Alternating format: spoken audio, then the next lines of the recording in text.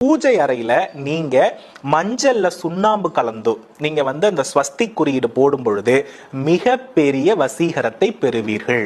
ஸ்வஸ்திக் குறியீடுக்கு லட்சுமியை நிறுத்தி வைக்கிற யோக அமைப்பு இருக்கிறது. ரெண்டாவது தாமரை குறியீடு. இப்ப 8 செல்வங்கள் 8 லட்சுமிகளாக பாவிக்கப்படுகிறது. 8 இதழ் கொண்ட தாமரை இருக்கு இல்லையா, அதை ஒரு படமாக சித்திரமாக நம்ம வரைந்து வீட்டில் வைக்கின்ற பொழுது கட்டாயமாக செல்வ வசியம் இருக்கும்.